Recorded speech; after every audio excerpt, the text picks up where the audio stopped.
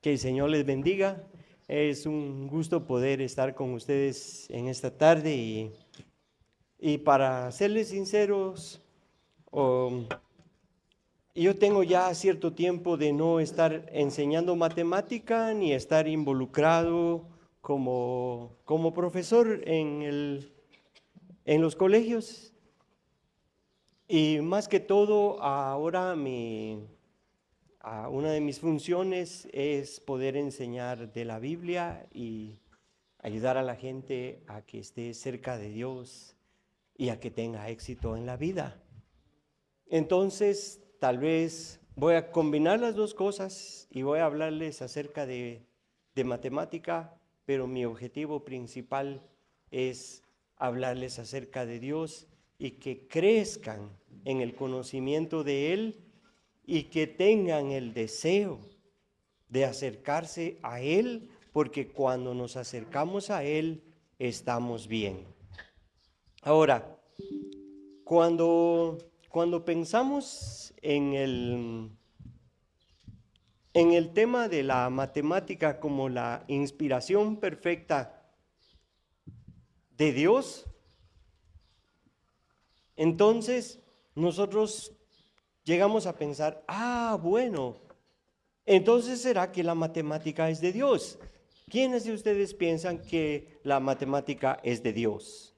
¿Será que matemática es de Dios? Algunos, todos los demás piensan que la matemática, si no es de Dios, probablemente sea del diablo. Si han perdido matemática o si les cuesta tanto, probablemente se le ocurrió a alguna ocasión ha visto el libro de álgebra de Baldor. En la portada, un señor barbudo que más parece un terrorista que viene del Oriente Medio. Nosotros llegamos a tener la idea, eso no es de Dios. Pero, para comenzar, yo quiero decirles que la matemática ha sido creada por Dios, ha sido ordenada por Dios, ha sido pensada por Dios. ¿Y cuántos de ustedes han escuchado acerca de que Dios es amor? ¿No han escuchado eso? ¿Todos ustedes han escuchado alguna vez acerca de que Dios es amor? ¿Sí? Bueno, sí hemos escuchado alguna vez. No creo que en todos los años que estén en el colegio o durante los meses que ya tienen, no hayan escuchado alguna vez que Dios es amor. Pero les voy a decir algo que tal vez no han escuchado, al menos durante este año. Es que así como Dios es amor, así también Él es matemática, fíjense ustedes. Y así quiero comenzar contándoles de que si a nosotros no nos gusta matemática y pensamos que eso no es para nuestra vida, yo les puedo asegurar de que es una mentira del diablo y que nosotros con todo nuestro corazón podemos orar y decirle a Dios, Señor, si tú has creado las matemáticas, es tu idea, tú lo has formado, tú lo has hecho, yo quiero aprender matemática y yo voy a conectar mi mente, voy a conectar mis pensamientos contigo para entender matemática. Y esa es una oración tan espiritual como la que podemos hacer pidiéndole ayuda a Dios para amar a nuestro prójimo, para aprender a obedecer y cualquier otra regla de la Biblia. Nosotros podemos pedirle a Dios que nos dé entendimiento para aprender matemática. ¿Está bien? Bueno, pues entonces, fíjense ustedes de que en los últimos días ha habido tanto calor. ¿Cuántos están de acuerdo en que hemos estado sudando mucho, más de lo que sudamos normalmente? Bueno, gracias por estar de acuerdo conmigo en que hemos estado sudando. Yo salí al sol para sembrar un arbolito y haciendo fuerzas para hacer un hoyo y luego trayendo tierra abonada para ponerle a mi árbol y me llevó aproximadamente como media hora todo el proceso de abrir el hoyo, acarrear tierra, taparlo, regarlo y dejarlo. Cuando ya había terminado con ese proceso, estaba tan sudado y tan deshidratado que tenía que ir a la casa y tomarme un suero de los que toman para los que están enfermos de diarrea, porque estaba completamente deshidratado.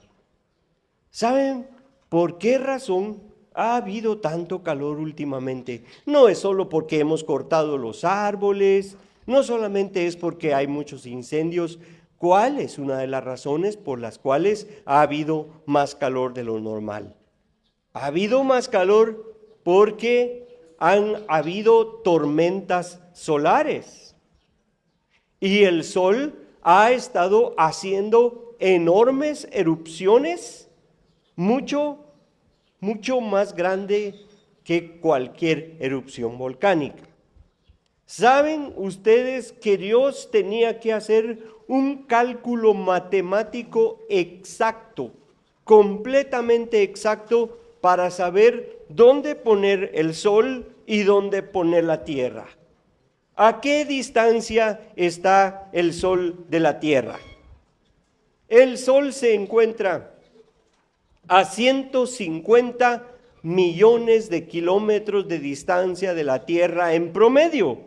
Hay unos momentos en los que nos acercamos más al Sol y hay otros momentos en los que nos alejamos de él. Pero un promedio de 150 millones de kilómetros es que nos encontramos del Sol. ¿Cuál temperatura es la del Sol? ¿A qué temperatura está el Sol? Pues pongámonos a pensar. ¿Cuántos de ustedes han tenido alguna vez una quemadura?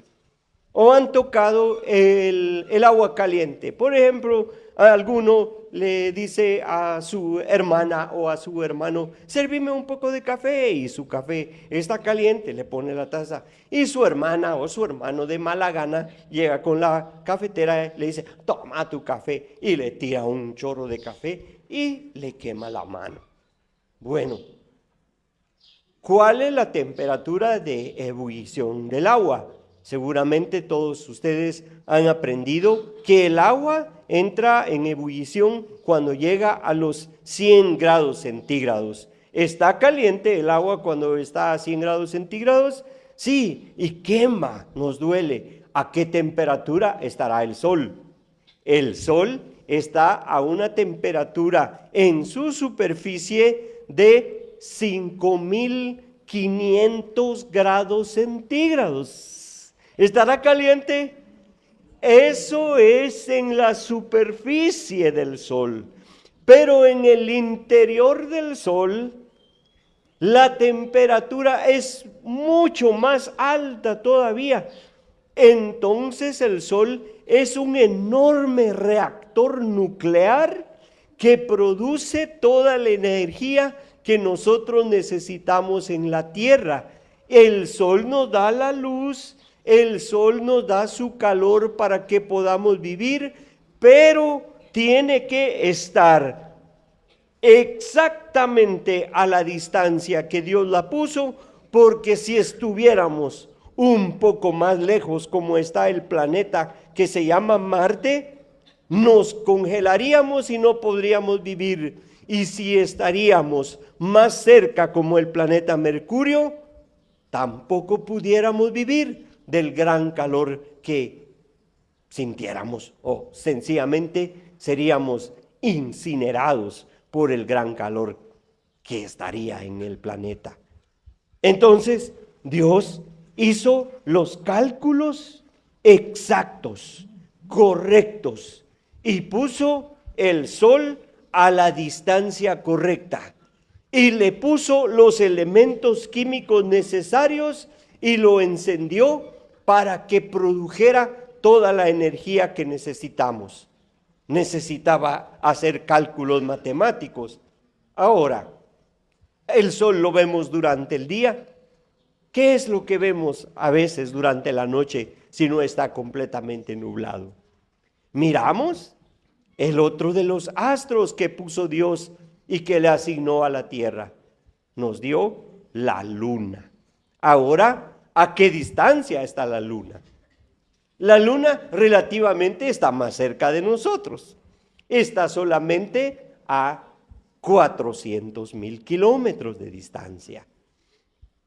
Entonces, podemos decir que está más cerca. ¿Produce luz la luna? No, no produce luz. ¿Produce calor? Tampoco produce calor la luna. ¿Para qué pondría entonces Dios una luna? ¿Para qué pondría Dios la luna? La puso a la distancia correcta de la Tierra para que la gravedad de la luna mantuviera el eje correcto de la Tierra y para que le diera a los océanos que tenemos en la Tierra un movimiento de mareas para que se fuera yendo de un lugar a otro para purificar nuestro planeta.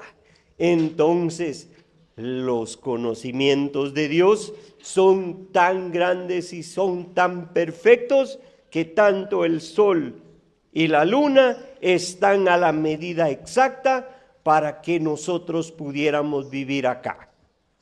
Si solo supiéramos eso, ya pudiéramos decir que Dios es un matemático perfecto. Si solo supiéramos algunos aspectos de la naturaleza y viéramos lo perfecto que es para trabajar, pudiéramos decir que Él es completamente perfecto para hacer sus cálculos matemáticos y que Él es el matemático por excelencia. Pero además de eso, además de la naturaleza que dejó a nuestro alrededor, Dios dejó otra cosa más para revelarnos su voluntad, para revelarnos su amor, su gracia, su misericordia y para revelarnos el plan que Él tiene para nuestra vida.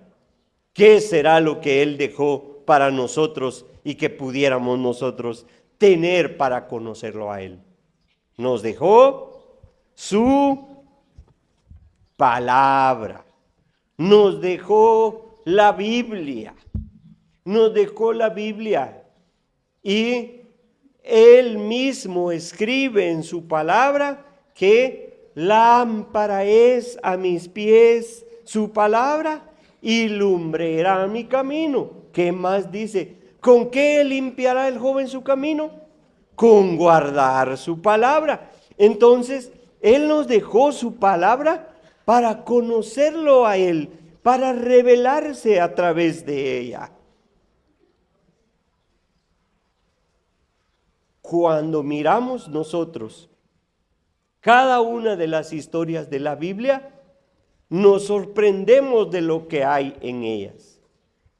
Pero en esta tarde lo que quiero contarles es que detrás de cada una de las historias maravillosas, detrás de cada una de las palabras que están escritas acá, hay como una marca de agua. Hay una marca de agua. Todos han visto que cuando tenemos un billete, de como sea, a veces, miramos un billete, lo miramos así en la luz, así no se ve de frente, pero cuando lo miras así, tiene unas pequeñas marcas escondidas ahí adentro que nos dicen que el billete es un billete original. Y cuando llevas un billete que vale mucho, por ejemplo, llevas un billete de 200 quetzales y las personas no quieren perder con un billete falso de 200 quetzales, lo primero que hacen cuando entras a la tienda y pagas con el billete de 200 es ponerlo así en una maquinita, pintarlo con un marcador, o si no tienen nada de eso, finalmente lo ponen así, sí, es original. Y entonces te dan lo que quieres comprar.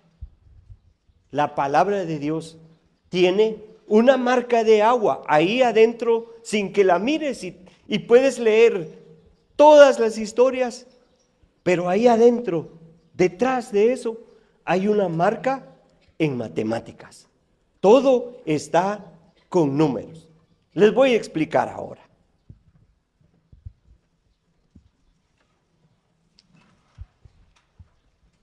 La Biblia tiene dos partes. ¿Cómo se llama la primera parte? Antiguo Testamento, muy bien. Y la otra parte se llama el Nuevo Testamento.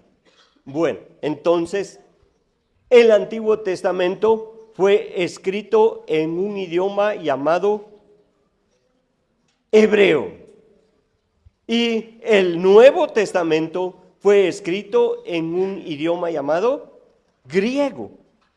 Entonces, el Antiguo fue escrito originalmente en hebreo y el Nuevo fue escrito en griego. Algunos tienen ahora las dudas de que si el griego era una traducción y que probablemente haya sido el original también en hebreo, pero nosotros tenemos los manuscritos más antiguos en griego, entonces podemos pensar que el antiguo fue escrito en hebreo y que el nuevo fue escrito en griego.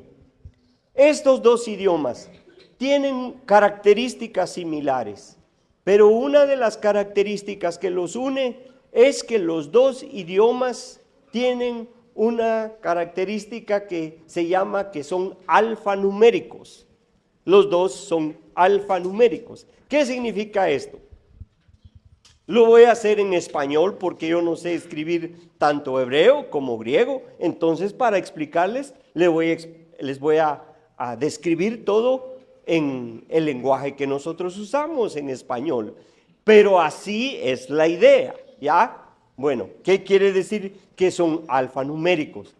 Alfanumérico significa de que no se usan letras y números como nosotros lo hacemos. Nosotros usamos un alfabeto para escribir palabras y usamos los signos a los que les llamamos arábigos para escribir nuestros números. En hebreo y en griego no se usan diferentes símbolos ni signos, se usan solo un alfabeto. En hebreo le llaman el alefato. Entonces, ¿cómo funciona? ¿Me pueden ir dictando el alfabeto que aprendimos desde preparatoria? ¿Cómo va? Luego, ajá, ajá, ajá, ujú, ujú.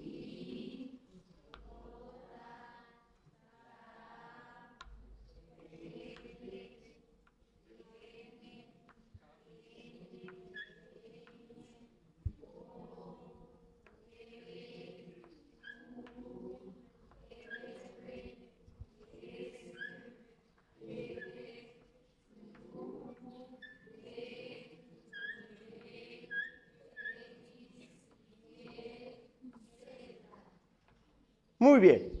Bueno, entonces, ellos tienen, digamos, su alfabeto así. En hebreo, fíjense ustedes, la primera letra se llama Aleph, en hebreo se llama Alfa. Por eso ustedes han oído acerca de el Alfa y la Omega, que es Cristo Jesús, porque Él es el Alfa y la última es la Omega en el idioma griego. En el hebreo, la A se llama Aleph. Bueno, entonces, ¿cómo va con un idioma alfanumérico?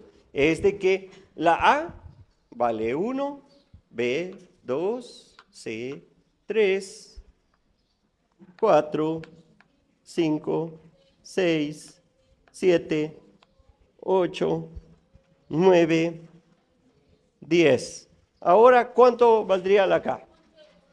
Fíjense que no valdría 11, valdría 20, 30, 40, 50, 60, 70, 80, 90, 100.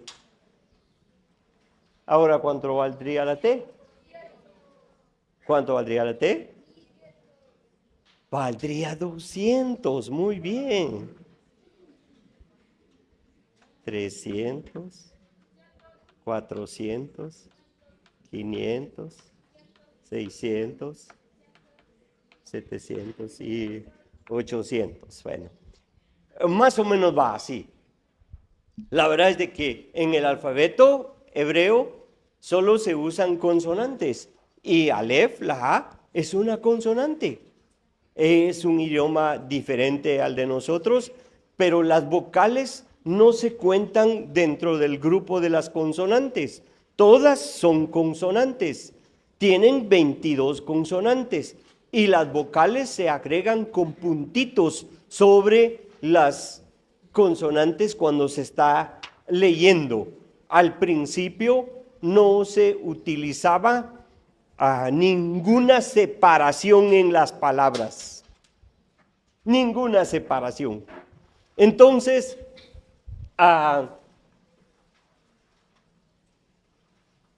¿qué versículos se saben de memoria? Todos acá, pero todos se saben de memoria ese versículo. ¿Qué versículos se sabrán todos ustedes de memoria? Se saben el Salmo 23:1, se saben Juan 3:16, se saben ¿cuál otro? Filipenses 4:13, ese se saben. Bueno, ¿cuál será el que todos sabemos sin dudar? El que seguramente sabemos sin dudar es Juan 3:16. ¿Qué dice Juan 3:16? Bueno, vamos a escribirlo entonces. Así se escribía en los idiomas originales de la Biblia.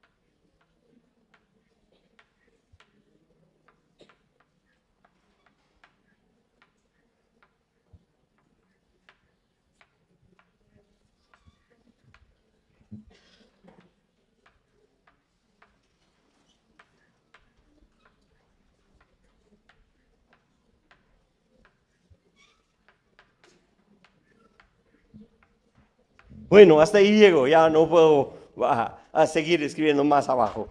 Pero lo que podemos ver es de que se escribía seguido. ¿Cómo les dije que se escribía en hebreo? Sin vocales, solo las consonantes. Sin separar las palabras, mucho menos separar párrafos. No existían las comas. ¿Saben ustedes que nuestro idioma, el idioma español, es uno de los idiomas más nuevos? Se formó hace tal vez como 500 años, no es muy antiguo, mientras que el idioma hebreo es un idioma que tiene como 5,000 años, digamos. Nuestros idiomas en Guatemala, como el Pocomchi que hablamos, o tal vez algunos de ustedes también hablan quechí, se formaron hace relativamente poco tiempo, pero estos idiomas antiguos se escribían de esta manera, sin espacios, sin separaciones, y los lectores tenían que ir dividiendo las palabras de acuerdo a la manera que iban entendiendo el mensaje. Y esa es una de las razones por las cuales Pablo, cuando le escribe a Timoteo, le dice, divide bien la palabra. ¿Por qué le dice divide bien la palabra? Porque al ir leyendo había que tratar de dividir correctamente para tener el mensaje correcto. Bueno, les voy a contar la historia de dos personas. Eduardo, ¿me puedes avisar 5 minutos antes de que se acabe mi tiempo para no pasarme, porfa? Me vas a decir, ya, ya me pasé. Bueno, les voy a contar entonces la historia de dos personas. La primera persona de la cual le quiero contar la historia era un hombre que vivía en un país llamado Rusia. Nació en el año de 1855 y él se llamaba Iván Panin. Es como un pan, digamos, un panín. Se llamaba Iván Panin. Cuando él era un muchacho, así como ustedes, él era un rebelde. Y era un rebelde de tal manera que se ponía a protestar con sus compañeros de estudio y protestaban en contra de los gobernantes en Rusia. Llegó a estar tan mal portado que lo sacaron de Rusia y se tuvo que ir a vivir a Alemania, donde pudo continuar sus estudios. Pero la vida en Alemania era tan difícil que mejor su familia emigró hacia los Estados Unidos, y estando ahí en los Estados Unidos, alguien le regaló un Nuevo Testamento. Y cuando estaba con su Nuevo Testamento, él teniendo un corazón duro, necio y que no quería saber nada de Dios, él se puso a leer un versículo que tal vez también sabemos de memoria. Estaba leyendo el libro de Juan y estaba leyendo el capítulo 1 y versículo 1. ¿Qué dice Juan 1:1? En el principio era la palabra, o era el verbo, ¿cómo lo saben ustedes? En el principio era el verbo, y el verbo era con Dios, y el verbo era Dios. Y al estar leyendo este versículo de la Biblia, él se dio cuenta de que en la versión en inglés que él estaba leyendo, habían algunas cosas que le parecían extrañas, porque a veces decía el verbo y a veces solo decía verbo, no decía él. Y él se puso a pensar, ¿por qué en ocasiones dice él y a veces no dice él? Entonces se fue a buscar el libro donde está el Evangelio de Juan en el idioma original, en el idioma griego, y se puso a contar las letras y se puso a sumar los valores de las letras y llegó a contar palabra por palabra, letra por letra, primero en ese versículo de Primera de Juan, y luego descubrió que dentro de la Biblia habían un montón de cosas extrañas con respecto a los números. ¿A todos trajeron alguna calculadora para hacer cuentas? ¿Tienen su teléfono para hacer cuentas o les decomisaron ya su teléfono? ¿O tienen calculadora?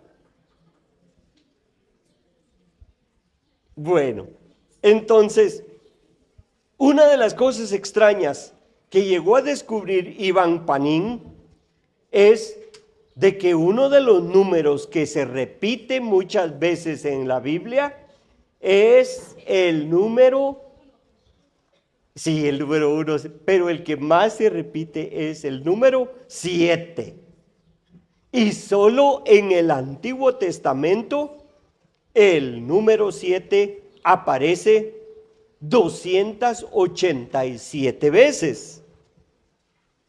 Cuando estaba contando los números se dio cuenta de que cuando habla de 7, de séptimo, de 7 veces o de 70, cuando aparece esa cantidad de veces en las Escrituras, todo el tiempo esos aparecen en múltiplos de 7. Era como que si todas las personas que escribieron el Antiguo Testamento se pusieron de acuerdo para apuntar. ¿Tú cuántas veces escribiste 7? Yo 12 veces. Entonces a ti te toca 2 más porque tiene que llegar a 14 porque es un múltiplo de 7. Pero fíjense ustedes que desde el libro de Job, que es el libro más antiguo del Antiguo Testamento, hasta el libro de Malaquías, que es el más nuevo del Antiguo Testamento, pasaron 1400 años. Y las personas ni se conocían. Cuando escribieron cada uno sus escritos, no tenían idea de quién iba a ser quién iba a venir después, acerca de qué iba a escribir. Entonces, alguien estaba detrás de los escritores diciéndoles exactamente qué escribir. Y llegó a descubrir Iván Panín que la palabra séptimo aparece 98 veces y el número 98 al dividirlo dentro de 14 te da el número 7 de resultado. Si divides 98 dentro de 14 te da 7 de resultado. Si cuentas las veces que aparece en la Biblia, 7 veces, así, 7 veces va, como por ejemplo cuando está la historia de Naamán, el enfermo de lepra. ¿Cuántas veces le dijo Eliseo que se tenía que sumergir dentro del río Jordán? 7 veces, así, de esa manera, 7 veces. ¿Pueden ustedes imaginar cuántas veces aparece eso en la Biblia, esas palabras? ¿O solo en el Antiguo Testamento? ¿Cuánto aparece? 7 veces. ¿Se pueden imaginar cuántas veces aparece la palabra 70? Aparece 56 veces. Y el número 56, si ya sabemos a las tablas de multiplicar, 7 por 8, ¿cuánto es? 56. Entonces 56 dividido 8 es 7. Entonces, como que si todos los escritores de la Biblia se hubieran puesto de acuerdo, ellos decidieron que voy a escribir esto, pero detrás de lo que estaban escribiendo había una mano de alguien mucho más grande y todopoderoso que creó las matemáticas y les dirigió para que escribieran las escrituras que ahora nosotros tenemos en nuestras manos. Bueno, hasta ahí les voy a contar la historia de Iván Panín. Hay 400 páginas para estudiar acerca de todos los cálculos que hizo Panín en las escrituras, acerca de todas las maravillas matemáticas que no podemos nosotros comprender cómo se sucedieron. Pero ahora les voy a contar la historia de otra persona. Esta persona se llamaba Michael Drosnin. Este hombre tampoco era cristiano diciendo yo voy a hacer que sucedan las cosas para que se mire que la Biblia es la palabra de Dios y es la verdad. Gracias, Señor. No se preocupe, ahí se queda. Entonces, él se puso a leer las escrituras y encontró unas cosas extrañas que habían estudiado algunos rabinos de la Edad Media, y él entonces, cuando escogió a leer esos escritos, pensó, bueno, ahora en el tiempo en el que estamos viviendo, en lugar de estar contando 1, 2, 3, 4, 5, 6, 7 y marcar todo eso, para eso tenemos una computadora. Entonces, él agarró toda la Biblia del Antiguo Testamento y la metió a una computadora en sus letras originales en hebreo. Entonces le empezó a examinar qué era lo que había. Y él inventó un programa para hacer lo que se llama una secuencia numérica. Las secuencias numéricas eran ir contando, como les decía, 1, 2, 3, 4, 5, 6, aquí va uno. Ahora, 1, 2, 3, 4, 5, 6. Ahora, 1, 2, 3, 4, 5, 6. 1, 2, 3, 4, 5, 6. Así. Bueno, miren qué nos salió. Agarramos una E aquí. Aquí nos salió la M. Aquí nos salió la A. Y aquí nos dio la S. ¿Qué palabra nos salió? Emas. ¿Qué significa emas? Varias personas que se llaman Emma tal vez. Pero en siguiendo una secuencia numérica de 6, sale en este nuestro versículo emas. Pero fíjense ustedes que cuando Michael Drosnin empezó a meter ciertos datos dentro de su computadora, se dio cuenta que habían cosas completamente increíbles dentro de los versículos de la Biblia.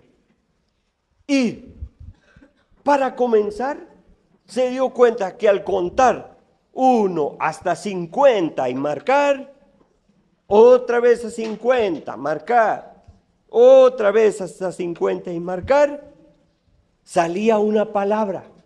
La palabra en español es la ley de Dios. Cada 50 palabras en el antiguo original hebreo, por los primeros dos libros de la Biblia, se marcaba la palabra la ley de Dios. Estaba sorprendido de que fuera solamente en los primeros dos, pero luego le pidió a su programa de computadora que lo hiciera con los últimos 2 del Pentateuco. ¿Cuáles son los últimos 2 libros del Pentateuco? Exactamente, muy bien vos, buena respuesta. Le pidió qué amables por aplaudir, pero en lugar de contar hacia adelante, tenía que contar hacia atrás. Y saben ustedes, increíblemente era lo mismo, solo faltaba el de en medio. El libro de en medio. ¿Cuál sería el de en medio entonces? Ahora que ya saben cuáles son los últimos 2, ¿cuál es el de en medio? Levítico. En Levítico la marca era hacia el centro. Contando de 50 en 50, comenzando desde el centro, la palabra otra vez era la ley de Dios. Bueno, entonces se puso a pensar, ¿qué más cosas habrán aquí si ponemos otras secuencias numéricas? Y se sorprendió mucho que cuando llegó al libro de Esther, ¿cuántos han leído la historia del libro de Esther? Todos. ¿De qué se trata la historia del libro de Esther? Hay un hombre malo que se llama Amán, que está tratando de hacer que todo el pueblo de Israel sea destruido.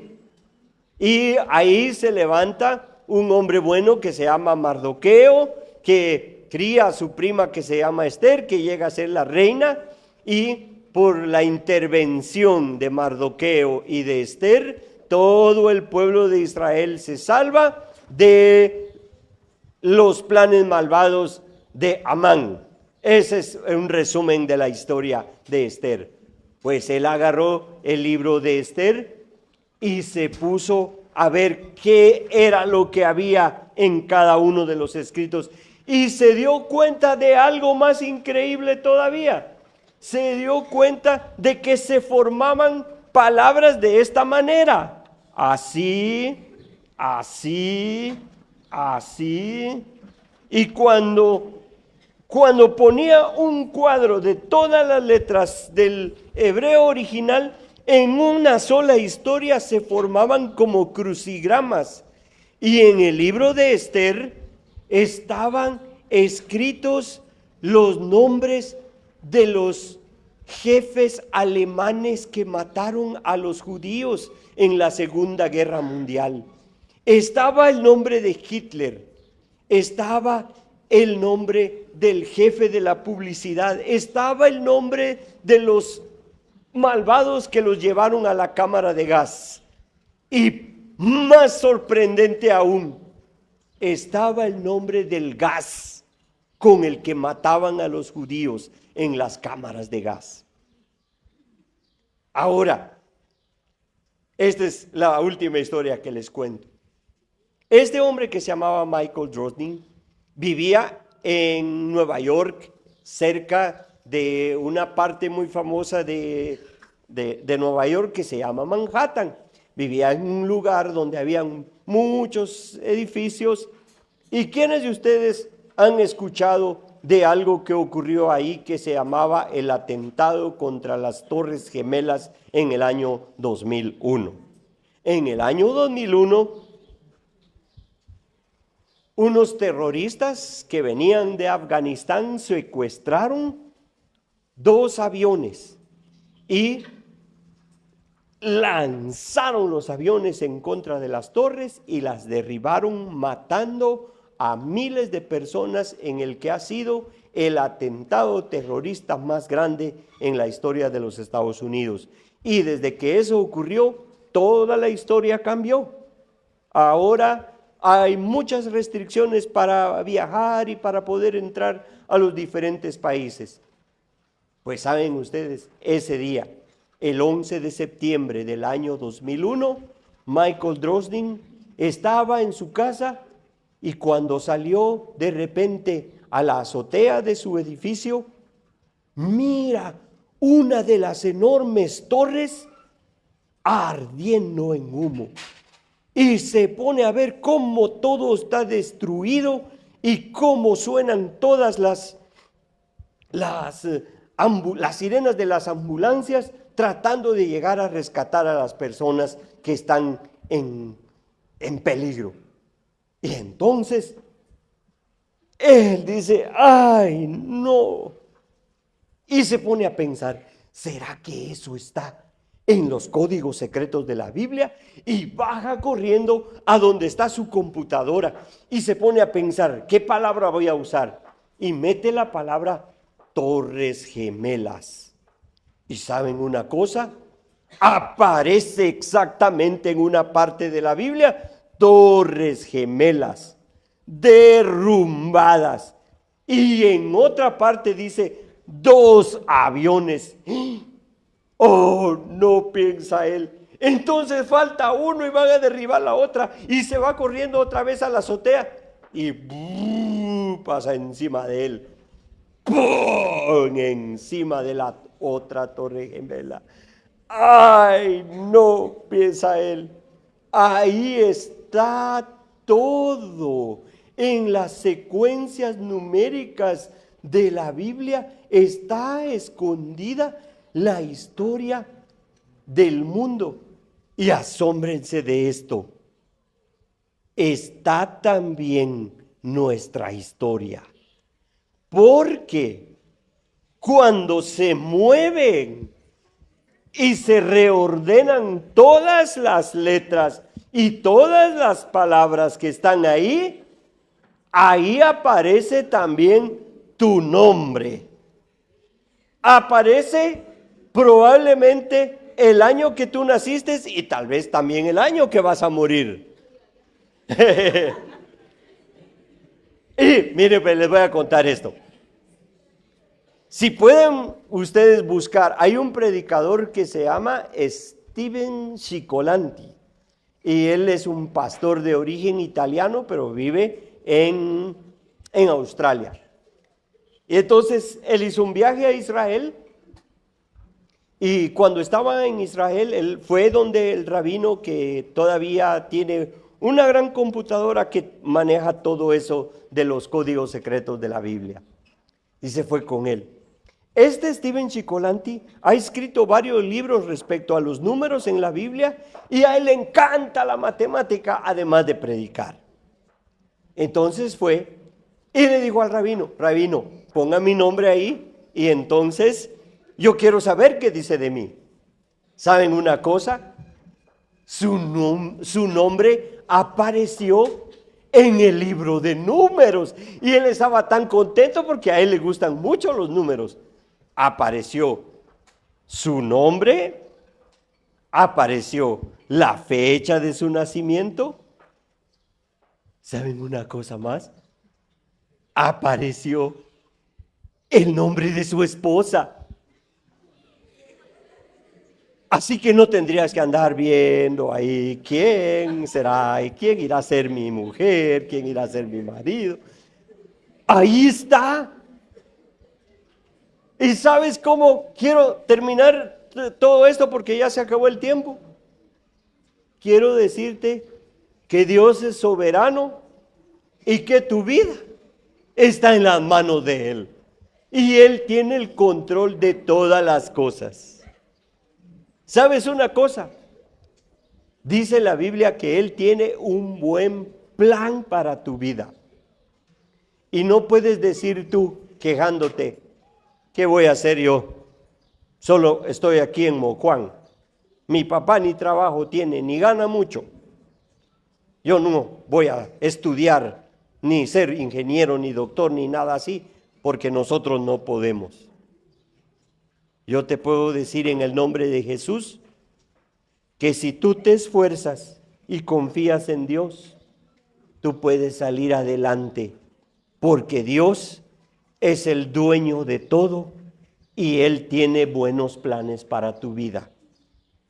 Nunca digas, a mí no me gusta matemática. No digas, a mí no me gusta estudiar.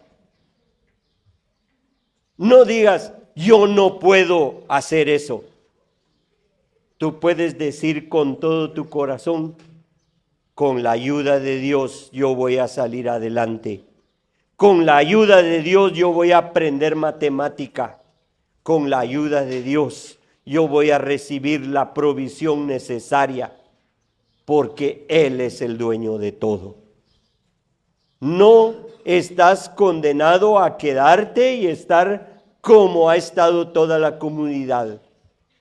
Dios es tan maravilloso y perfecto, Él te va a ayudar, Él es bondadoso, Él no solo está ahí en la iglesia cuando vamos y cantamos, Él lo sabe todo, lo conoce todo, porque Él es el dueño de todo. Así que yo te invito en esta tarde a que te pongas de pie y que le digas a Dios, gracias porque mi vida está en tus manos. Así, repítelo conmigo. Gracias porque mi vida está en tus manos. Dilo así. Gracias porque mi vida te pertenece. Gracias porque tienes el control de todo. En esta vida yo no estoy solo. Te tengo a ti. Ahora cierren sus ojos y háblenle al Señor. Díganle gracias ahí. Y cierren sus ojos y denle gracias. Y si a ti no te ha gustado matemática, renuncia a esa idea. Renuncia, es una idea del diablo.